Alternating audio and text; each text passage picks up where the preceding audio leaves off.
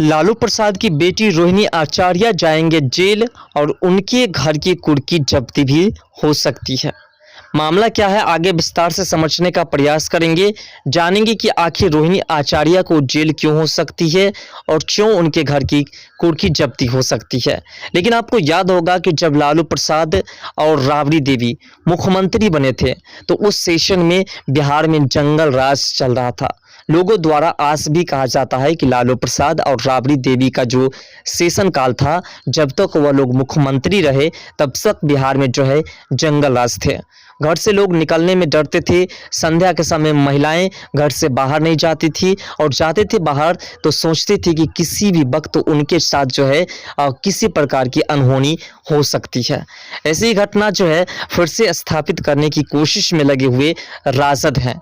आपको बता दें कि रोहिणी आचार्य जो कि सारण लोकसभा क्षेत्र से चुनाव लड़ रहे हैं और उसी क्षेत्र में जब मतदान हो रहा था तो ये घटना सामने आई और जब घटना सामने आई है तो उसके ऊपर 2 एफआईआर दर्ज हो गई है। और ये एफआईआर कोई आसी गुची नहीं है जिसे तुरंत धुतलाया जा सके, बल्कि इसके तहत उनके ऊपर कार्रवाई 100% होगी। और साथ साथ पूर्व सीएम जीतन राम मांझी ने इस पर कड़ी कार्रवाई करने की अपील की है और वो कार्रवाई का सिलसिला काफ़ी गंभीरता से देखा जा रहा है और उम्मीद है कि रोहिणी आचार्य को जेल के अंदर डाला जा सकता है। पूरा मामला समझते हैं। इससे पहले आपसे अपील है कि चैनल पर नहीं तो चैनल को सब्सक्राइब कर लीजिएगा और अगर आपने चैनल को सब्सक्राइब कर लिया है तो आपको तहे दिल से धन्यवाद। दोस्तों, आपको बता दें कि सारण में लोकसभा चुनाव जो कि 5वें चरण में ही कंप्लीट हुए हैं, लेकिन उसमें काफ़ी दंगे हुए और जिसका माहौल आज तक बिगड़ा हुआ है। आज तक प्रशासन उस क्षेत्र में काफ़ी मात्रा में उतरे हुए हैं और साथ साथ 144 लागू कर दी गई है। कोई भी व्यक्ति अपने घर से निकलने में डरते हैं क्योंकि उसके ऊपर लाठीचार्ज किसी वक्त हो जाते हैं। आपको बता दें कि बुधवार को 2 अलग अलग प्राथमिकी नगर थाने में दर्ज कराई गई है। पहली प्राथमिकी भाजपा कार्यकर्ता मनोज कुमार सिंह ने कराई है। इसमें आरोप लगाया गया कि राजद प्रत्याशी के द्वारा शांतिपूर्ण मतदान में बाधा डाला गया। आपको बता दें कि तमाम समर्थक मिलकर के दोनों तरह के यानी कि राजद के भी और बीजेपी के भी और बाकी जितने भी प्रत्याशी थे उन सभी के कैंडिडेट, उन सभी के जो समर्थक थे वो शांतिपूर्ण वोट डालने के लिए जा रहे थे। लेकिन रोहिणी आचार्य को पहले ही महसूस हो चुकी थी कि उस क्षेत्र में हम हार रहे हैं, तो उस क्षेत्र के मतदान को किसी भी तरीके से कैंसिल करने के लिए, रद्द करने के लिए, इस हथकंडे को अपनाने के लिए जो है उन्होंने पहले ही प्लानिंग सेट कर ली। उन्होंने प्लानिंग सेट की कि किसी भी तरीके से इस क्षेत्र में अगर चुनाव अभी नहीं होते हैं तो बाद में हम अपनी माहौल जमा सकते हैं, बाद में जो है हम किसी भी तरीके से कैंडिडेट को खरीद सकते हैं, या फिर अगर इसी बीच दंगे में मौका मिल जाता है तो फिर हम अपने प्रत्याशी को, हम अपने तमाम समर्थकों को किसी भी तरीके से उस मुकाम तक पहुंचा सकते हैं जिससे कि वह वोट डाल करके हमें विजयी प्राप्त करवा सके, यानी कि फर्जी वोट जो है हमें डाल सके। और जिसके लिए इस तरह की तमाम जो है हंगामा किया गया, समर्थकों को उकसाया गया और फिर मतदान केंद्र पर हंगामा करवाया गया। वहीं दूसरी प्राथमिकी जो है छपरा सदर की अंचलाधिकारी कुमारी अंचल ने कराई है, जो कि अंचलाधिकारी है। इसमें आरोप लगाया गया कि राजद प्रत्याशी रोहिणी आचार्य ने के द्वारा जो है मतदान केंद्र पर आदर्श आचार संहिता का उल्लंघन कर सरकारी कार्य में बाधा डाला गया है। इससे वहां शांति भंग हुई। नगर थाने के प्रभारी थानाध्यक्ष संजीव कुमार ने बताया कि 2 प्राथमिकी दर्ज कराई गई है और इस प्राथमिकी तहत जो है अब इनके ऊपर कार्रवाई जो है करने के लिए जीतन राम मांझी ने एक नए फरमान जारी कर दिए हैं। उन्होंने नीतीश कुमार से अपील की है कि आप जो है इसके ऊपर ऐसी कार्रवाई कीजिए कि जिंदगी में फिर कभी दोबारा जो है जंगल राज को वापस लाने की कोशिश ना कर सके। जिस प्रकार से जीतन राम मांझी ने अपील की है, जिस प्रकार से जीतन राम मांझी ने एक्स पर पोस्ट में लिखा है कि पहले लोगों को भड़काया, फिर गोलीबारी करवाई, फिर घरियाली आंसू बहाए और उसके बाद सरकार पर तोहमत लगाने की यह जो है चरित्रवान कोशिश की गई है, ये अब नहीं चलेगा।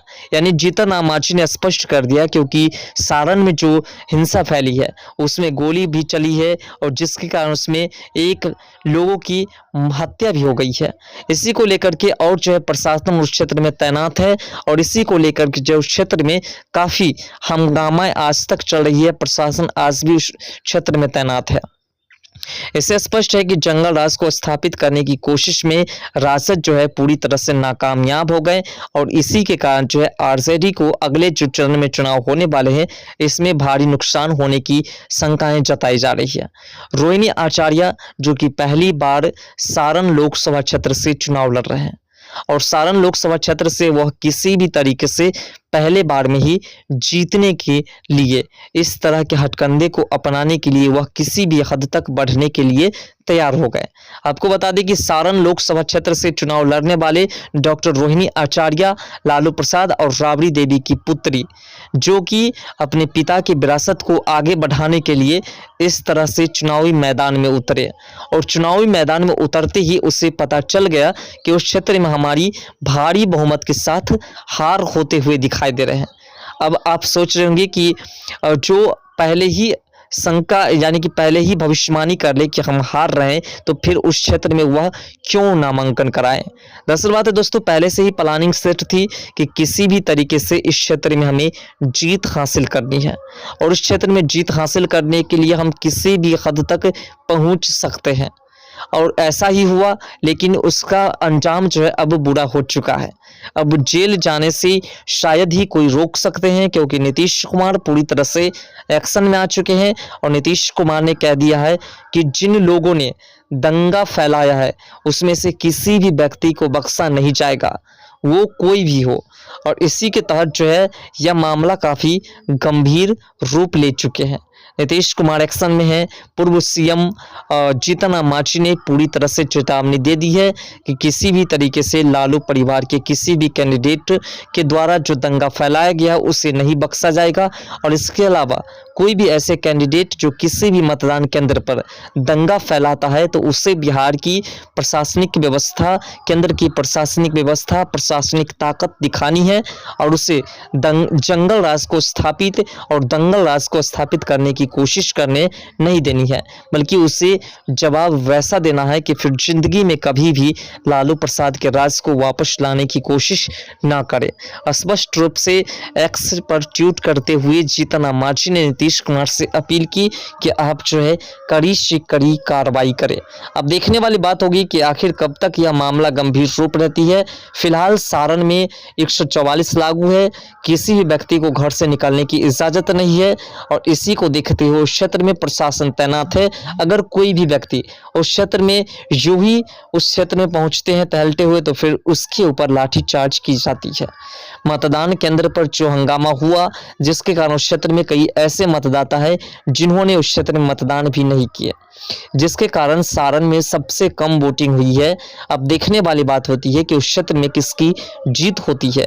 लेकिन फिलहाल रोहिणी आचार्य अपनी हार को पहले से ही बर्दाश्त नहीं कर पाए और जिसके कारण उन्हें इस प्रकार से हंगामा कराएं, ऐसा आरोप उस क्षेत्र के तमाम लोगों द्वारा लगाया जाता है।